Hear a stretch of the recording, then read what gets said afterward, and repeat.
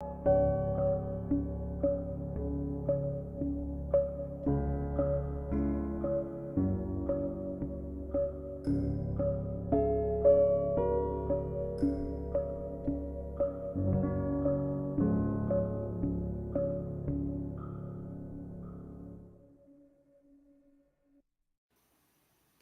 everyone, I'm Victor Dwyer with Piranha, and this is the Failures and Wins podcast, where we cover the latest founders, the latest thinkers in the field, and we just cover what obstacles they went through and how they navigated those obstacles. And then we're also going to dive into a little bit of strategy and a little omni-channel approach when it comes to online and retail. Today we have David on. David, thank you so much for joining. Please give us an intro about who you are and how you kind of got started into this whole business thing.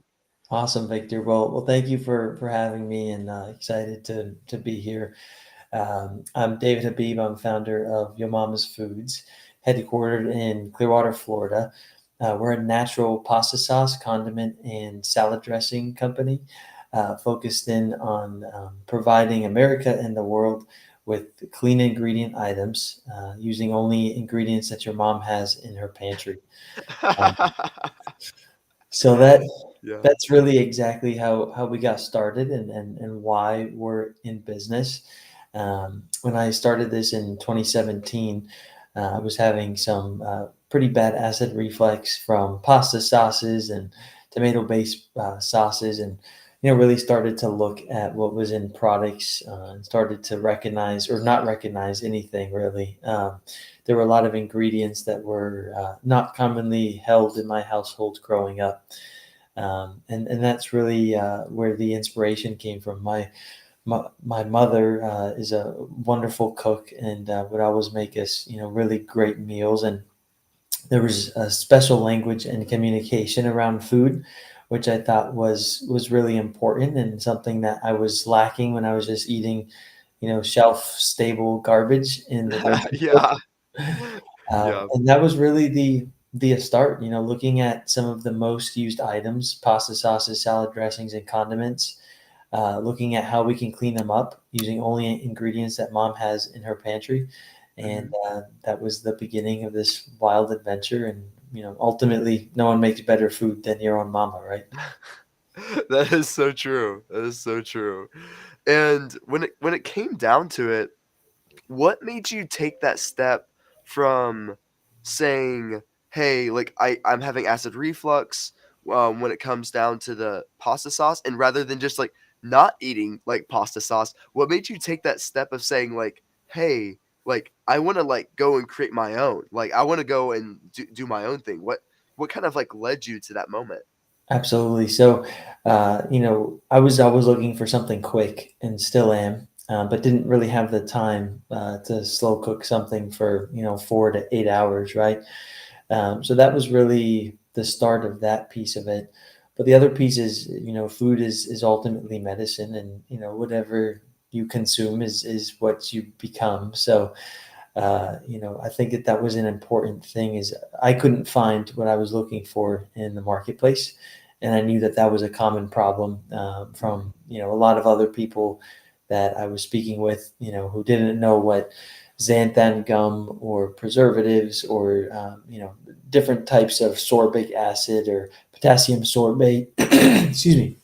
All of these, things that my mom didn't have in her pantry when I was growing up, and still doesn't uh, today. So that was really the ultimate need. We wanted to create something that was time saving, something that ultimately tasted good, and something that can approach a lot of people, and can change a lot of lives. Yeah, that's amazing. And then when it came down to like starting it, like when it came to like really starting the business and trying to like really get going, like obviously you like went through like millions of probably or like you went through lots of A/B testing when it comes to the taste and things like that. Once you found your like perfect recipe, then like I imagine you had to go through that whole process of like learning how to package it, then understanding like how the ecom. Like I'd love to understand about a little bit about what was your first and success. Was it like, oh, did you launch on online, and then that was your success, or did you launch in retail? Like, what was your first success essentially that happened when you were first starting? Victor, it was a very interesting process. I Uh-huh. didn't have any background in manufacturing or in food. And specifically, food is science, so there's tremendous amount of knowledge that has to be obtained for how to properly, bottle things. So I knew that this was never something that we can do, and that it was something that I had to outsource. So we started working with manufacturers, and still do today, who actually bottle and produce our items. That was a really challenging process. Mhm. As someone that didn't have any specific food experience, going to these companies, telling them that we weren't going to use preservatives, or we weren't going to package it with the common, bottled garbage that's out there. We got a lot of pushback, and ultimately there were many packers who didn't want to produce us, and still won't today, because they want to be able to, pump their items with certain things that your mom doesn't have in her pantry. Yeah. So we stood very true to our values, and still do today, and that's really important. And I'd say that that's important for any entrepreneur listening. Know and trust your gut, and understand the purpose of why you're in business. And if that ever starts to change, then you might have a problem, right? So you shouldn't change why you're in business just to accommodate a supplier or a manufacturer. You should be very firm on it. So, you know, I would say that that all led us to a very challenging, 3 years of growth in the early days of really trying to find the right partners, trial and error, getting, taken advantage of from a lot of different suppliers who were, just not helping us with price breaks, or not really seeing the long-term vision for the brand. So one of the biggest things, to answer your question, Victor, that was really important for us in the early days, and still is today, was the launch on Amazon. And we launched on Amazon in October of 2017. We launched our business a few months prior, May of 2017. We launched Mother's Day, Mhm. which Wow. was very, very fitting. But Uh-huh. understanding how the grocery business works, takes a lot of courage and time. And I knew that Amazon was a great platform with not a lot of red tape to be able to ultimately, launch and grow a brand. So um, it wasn't quite as much of the wild, wild west as it is today, and it Mhm. wasn't as competitive and highly saturated as it is today. So Yeah. we had a certain advantage in 2017, but it's been a tremendous platform for us, a lot of learning, a lot of growth, and most importantly, it's given us access to so many different customers and households that we would have never been able to reach without Amazon. Yeah. And Amazon, like, 5 years ago was so, like, easy when it comes to, like, not very many advertisers, like, it wasn't very pay to play type of thing. Because back 5 years ago, there's actually a tool out there that you can see almost 80% of this, search, was just organic, free organic, and just 20% was sponsored, which was you had to pay for. And now, if you look at it today, Yep. it's 60% is sponsored, 40% is free. Right. So, it's really crazy how things have changed where it's really becoming more pay to play, and if you aren't paying, like, for those placements, you're not gonna be seen on Amazon. And Exactly. Amazon's a momentum engine, and if you don't keep those sales going, that they're not gonna care as much. So it's Exactly. really, really fascinating. Um and it's really also hard to pretty tell that story of what you described about how, like, hey, no preservatives and no everything else.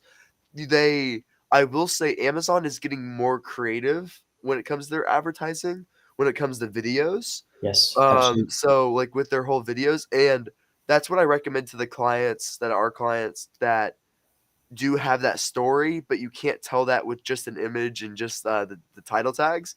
Like, like you tell that story through the sponsor brand video, and then it goes a long way. So Exactly. that's usually what I recommend for the people that have that story of like why you're unique and why you might be a little bit more priced, higher priced than other products. Is where Exactly. I go with it. And somehow you have to consolidate that into a nice 30-second video Yeah.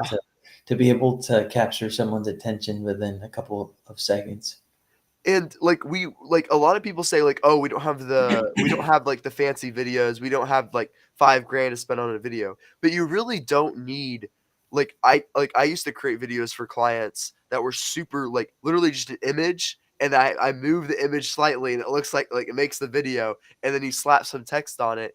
Like starting out, you really don't need that fancy videos. Guys, it is 2023. If you do not have videos in like your Amazon listing or just like in videos in general, you are behind. Like that was Absolutely. like a 2020 thing, but now we're in Absolutely. 2023. So you got to have videos on your listing and things like that.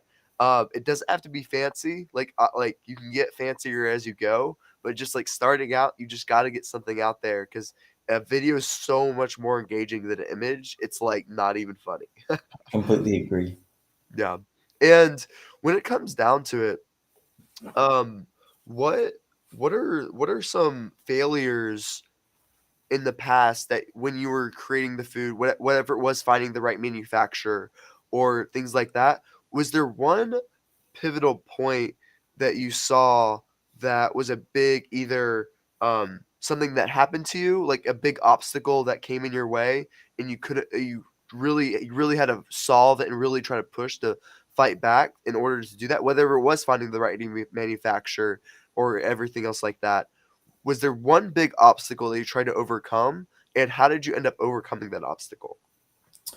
Absolutely. So, food is volume, Victor. So, in Yeah. order for any food business to work, you have to be able to sustain a lot of volume. But in order for the financials to make sense, you have to have good cost of goods, and the only way you can get good cost of goods is through a lot of volume. So, um, Yeah. these were tough lessons and very important lessons learned in the early days. Uh, our first jar of sauce cost us close to $6 to Mhm. actually make. And by Wow. the time it was on the grocery store shelf, it was over $18. Wow.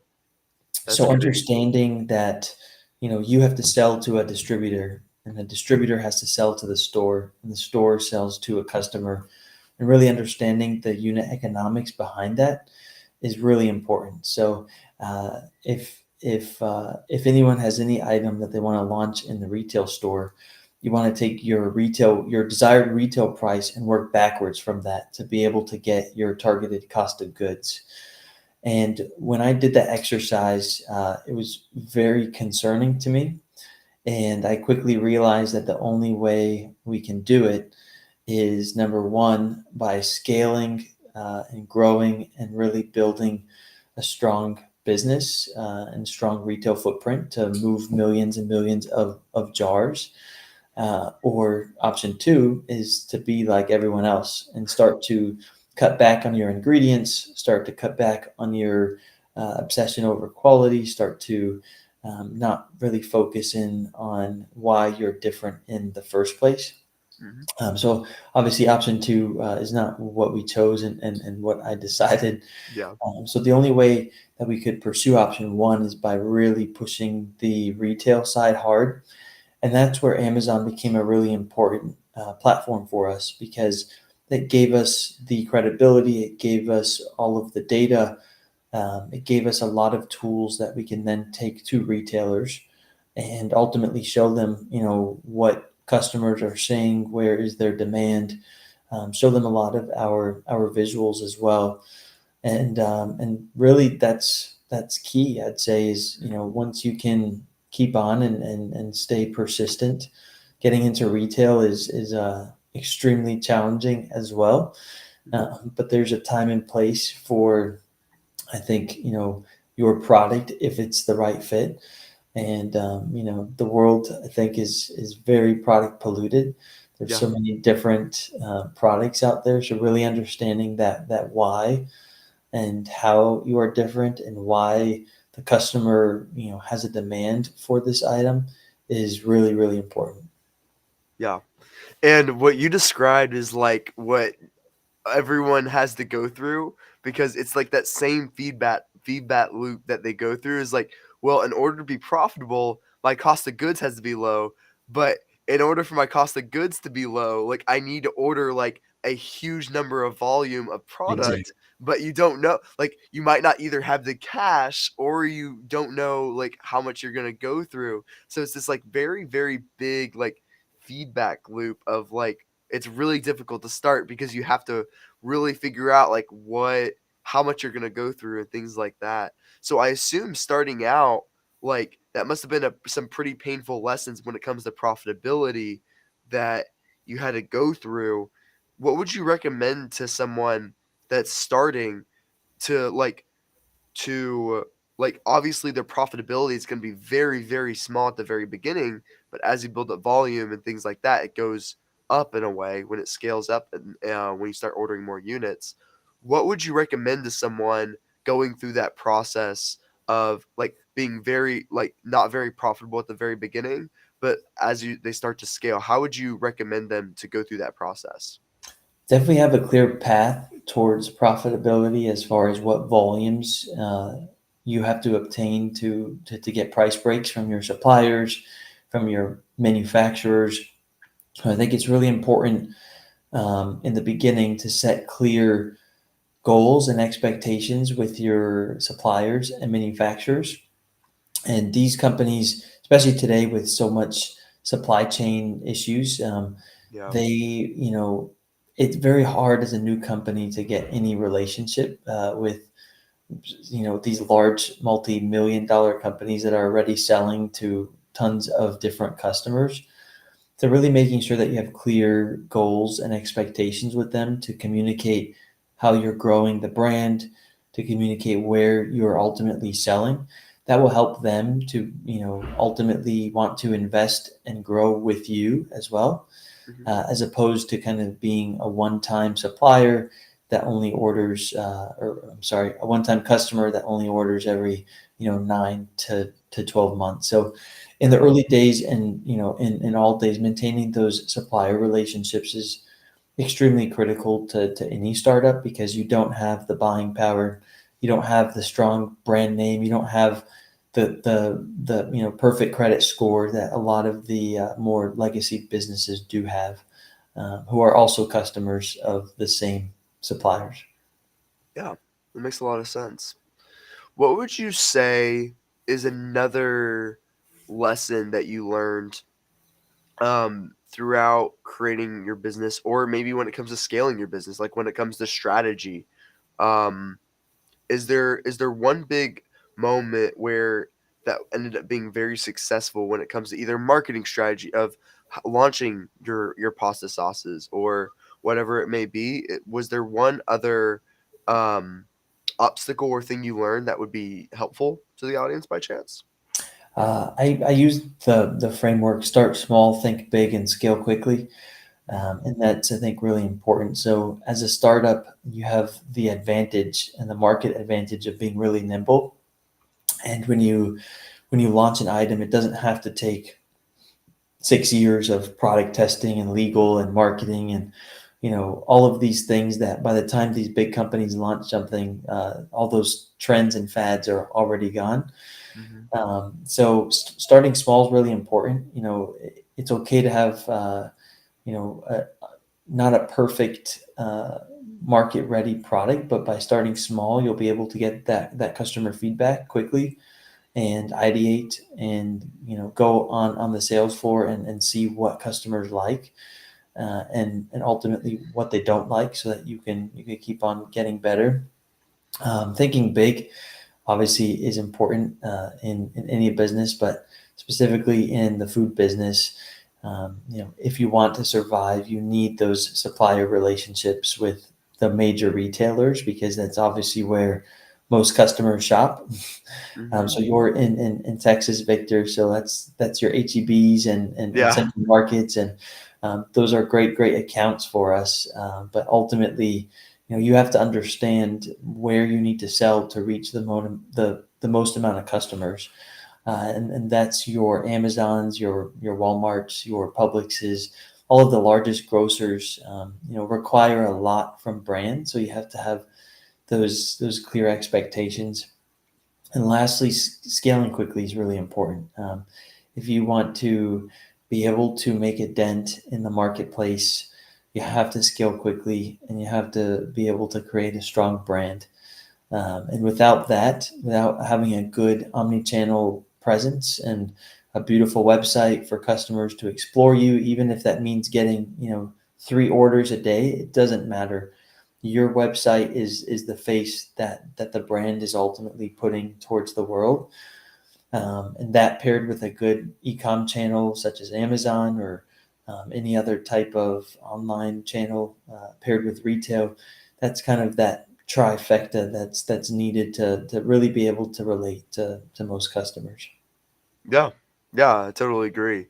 And is there when it comes to the omni-channel, like, process and approach, what would you say is a very good omni-channel strategy when it comes down to these people launching on Walmart.com, Amazon.com, and a lot of these other platforms out there?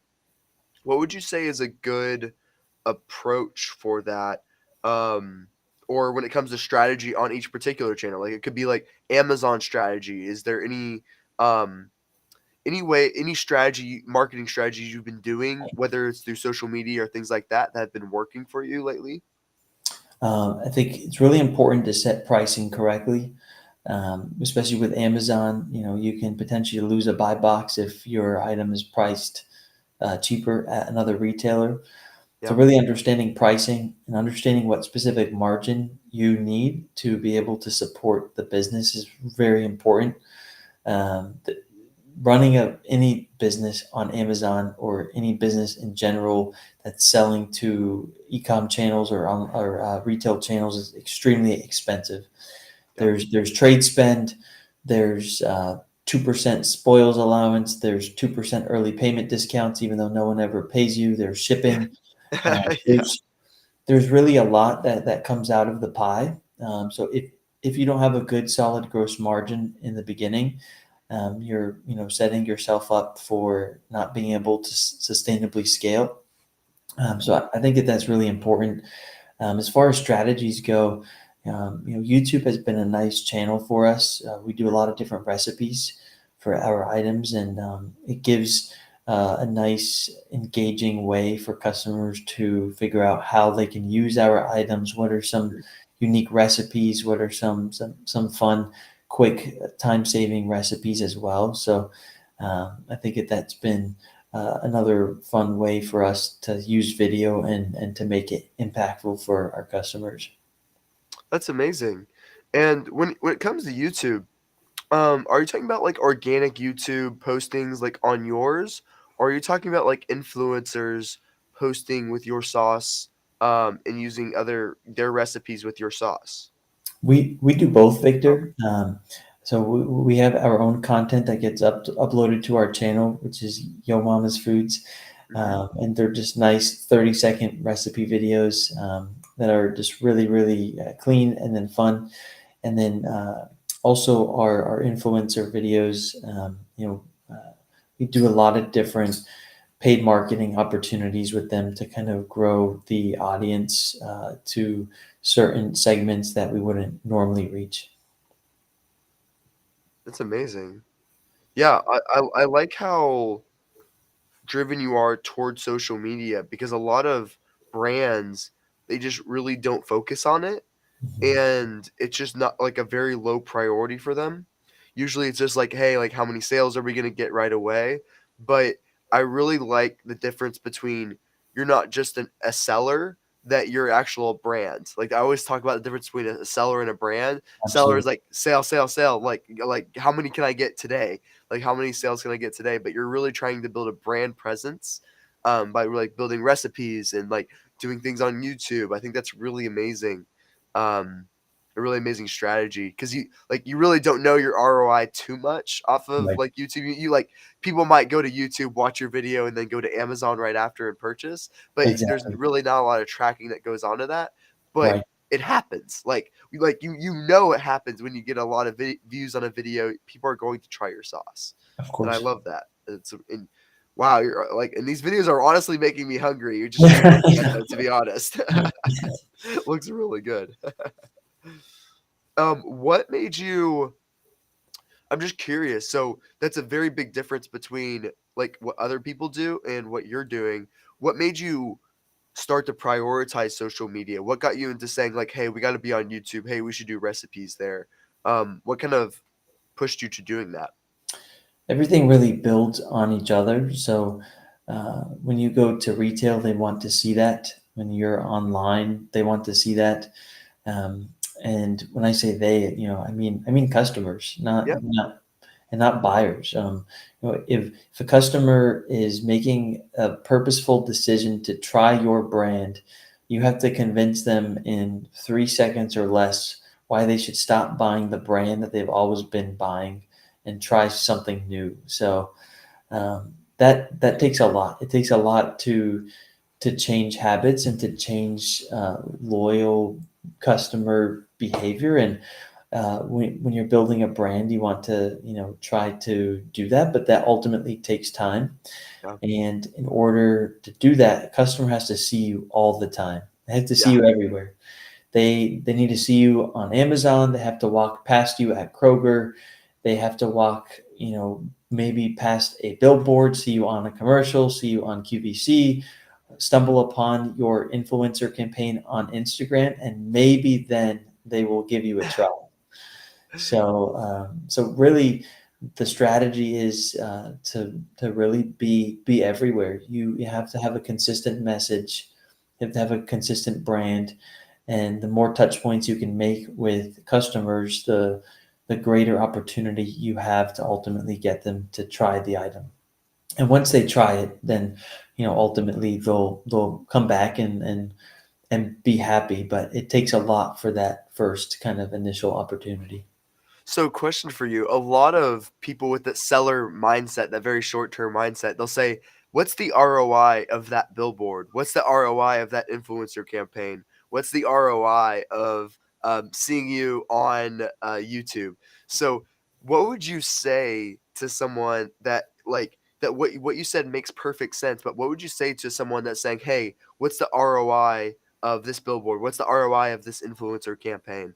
Like, what would you kinda say to that to kind of get out of that short-term mindset and start seeing it saying like, "Hey, like, keep like, these people are gonna constantly keep looking at you and gotta be in their face, and eventually it'll lead to sales." How do you go through that?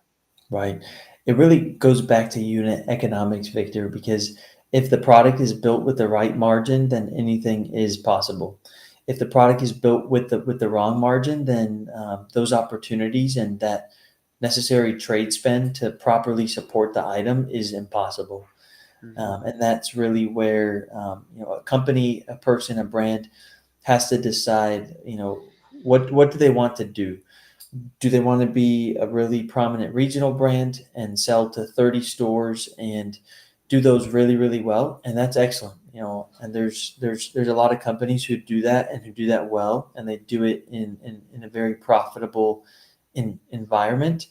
Um, but for those who want to go big and want to build a national or international brand, the only way that that's feasible is by understanding the investment that's required into brand awareness, marketing, advertising, to ultimately create a strong presence. And you know our brand name is exactly that. It's definitely memorable. It's not something that customers forget. That's true. But You're right about that.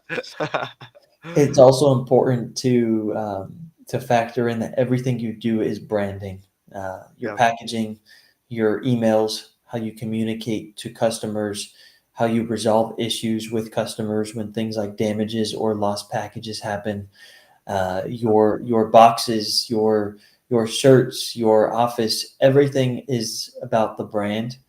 And the more you focus on covering 100% of those elements and making sure that every single item that is touched or presented by your company, from how you communicate in emails to your signatures to everything. That all is what is the snowball effect of brand building, Yeah. and that's ultimately uh, the only thing that you have that can continuously increase value over time. Yeah. And I really think that goes like a lot different from that seller mentality versus that brand building mentality of saying like, hey, we're building a real brand here. So question for you, you talked about margins and having that healthy margin. What would you say to someone that had a really good margin, but then just got nailed with inflation. And then like they could have had a super healthy profit margin, and then inflation could have hit them right like on the head, and now are having real issues with their profit margin, and they're running a bit huge business at scale because a lot of people are going through this right now. Of So, course. what would you say to someone that is going through that process of they're at a large scale business and all of a sudden they hit inflation and now their profit margins are really really thin. What would you say, what benefits would you give to them of how to like solve that? So we're absolutely in that same boat, just like most other businesses are. Number one, I'd say it's extremely important to shop everything all the time. You know, we don't like to be comfortable here. It's good to maintain supplier relationships, but at the end of the day, there's always someone out there who can do it better and cheaper. And that's the beauty of competition. Yeah. Just like we're selling pasta sauce, a customer has the opportunity to purchase from 500 different brands of pasta sauce. So Mhm. as a company, really understanding that you always have options is important. It's very easy to become focused on one supplier increase or one thing that you think is going to end your entire business. But at the end of the day, it's really an opportunity to just get out there and shop things better. So we've learned that lesson, numerous times throughout the past 6 years, and many times when we've been past very large increases, it's enabled us to kind of look at our entire business and figure out, what specific elements or suppliers or items are bleeding us. So that's number one. Number two, the easiest way to combat uh, crazy price increases is just also trying to grow volume at the same time. Yeah. So as long as the business is growing, you're able to weather the storm. You may not be making the same per unit, but if you're selling more, then that's a good strategy to be able to help you recover when things do stabilize, if they ever do. So Yeah. yeah, I would Yeah. say I would Uh, say always shopping things, having backup suppliers for everything, and holding everyone to what specific price point you must be at. yeah. It's not okay to just accept something when you have a good supply relationship and your suppliers know that too. Yeah. It's in their best interest to keep your business. So I think that's a really important piece. So to go on top of that, what is your strategy when it comes to suppliers? Like, are you using multiple different suppliers at the same time and having so that way you're not using just one? Or do you kind of say like, hey, let's order 100 units of this one supplier and then do a huge bulk order after that? What is your process? Because usually when I talk to people, they say, "Oh yeah, we've been using this one supplier. We have a really good relationship," and they usually just stay with that one for the most part, and they just keep bulk ordering off of that one. So what is your strategy when it comes to using multiple suppliers? Do you use multiple at the same time? Do you go from one to another one? What is your process for that? Really depends on the item and how readily available it is in the marketplace.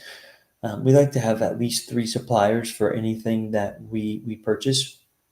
So whether that's boxes or onions or really anything, it's important to have quick names, because you never know if If Sure. all your eggs are in that one basket, which we've learned in the past with our manufacturers, where we were producing 100% of our items with one co-packer, and something happened to that relationship, and then now we can't produce anything, right? Yeah. So diversification is always key when it comes to stability and prices.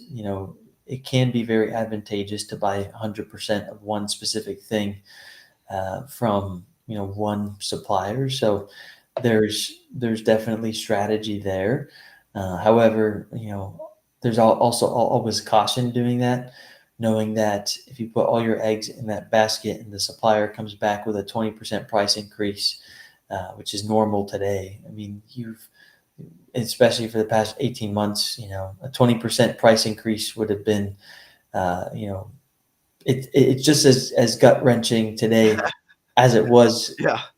18 months ago. But I think that suppliers and most companies today are in a much different position. They know that I think all businesses have become so much sharper because everyone has had to shop things. Everyone has had to really focus in on that gross margin and focus in on where they can save and how they can save without ever taking away quality. So yeah, shopping things and diversification are kind of key towards anything major. And I wanted to get your thoughts on the future of inflation. Like, is this going to, in your opinion, do you think this is going to be an ever ongoing thing? Like, right now, profit margins are really thin because of inflation. Like, I guess it really can't go backwards at this point. So what do you think is the future of what's going to be going on here? Like is this going to what are future businesses going to be doing? Are they going to have to stay at this margin and are they screwed? Like what do you in your opinion what's kind of the future of inflation of kind of what's going to be happening here? I think once suppliers and once companies raise their prices, uh, even if they get savings, it's very rare that you're going to see those savings. So then this goes back to the idea and the importance of really shopping everything, because at the end of the day, economics will always rule out, and competition will always win. So if a supplier is not passing on price savings to you, but you're able to quote a similar price from a competitor, then you can almost guarantee that they're going to try to match that to be able to keep your business. And throughout time, that will keep on bringing it back to, I think, somewhat normal levels. Yeah. So it's really just a matter of time and competition. And throughout that time of sticking to the game, then that's where you'll be able to hopefully see savings. So we haven't seen too much of that now, but we are seeing a little bit less pressure in the market as demand in general is slowing down, and Mhm. as the shipping container crisis has also slowed down. I think that we're starting to see some of those normalization in the market. Yeah, the $25,000 shipping container is still Mind blow. mind-boggling. It is. Like, I need to go out and, get some metal and then start making some at $25,000. Yeah, exactly. That's crazy. So, is there anything else that you wanna make sure you communicated today that it would be helpful? Either, you either think about something in a different way that other people do, saying like, "Hey, I see a lot of people doing this, and they should be doing this." Is there anything else you wanna make sure you communicated today? Victor, I would just kind of reiterate the points on brand building Yeah. and the importance of as you stated nicely, that seller mentality versus brand, because a brand is what will be able to sustain the business through the good times and the bad times. And creating that customer loyalty can't happen if you're just a seller, because if you sell pens, so do 55,000 other sellers, right? But if you sell a brand and if you sell a vision and a lifestyle with that pen, then you're creating something that's a little bit more long lasting and something that will definitely resonate with customers. So Yeah. brand building, I'd say, is everything. And again, everything you do is brand building.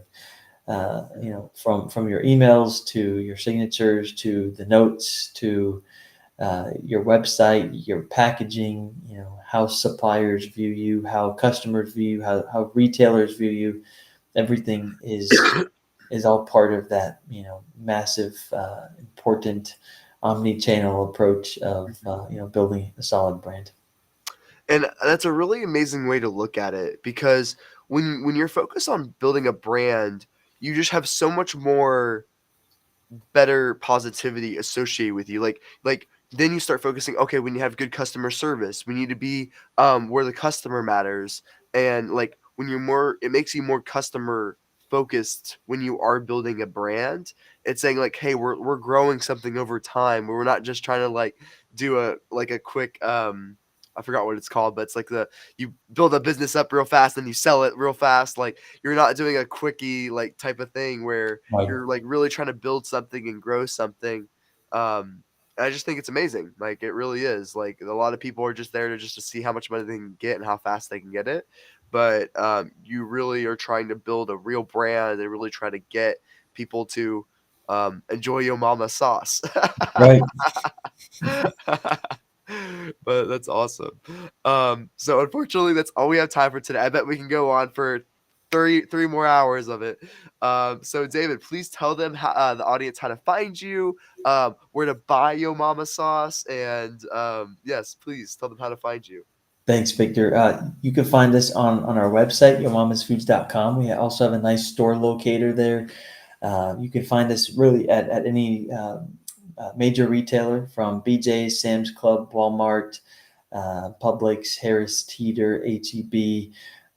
So most major retailers do carry us. And then, of course, you can find us online through Amazon.com, Sam's.com, Walmart.com, and our website as well.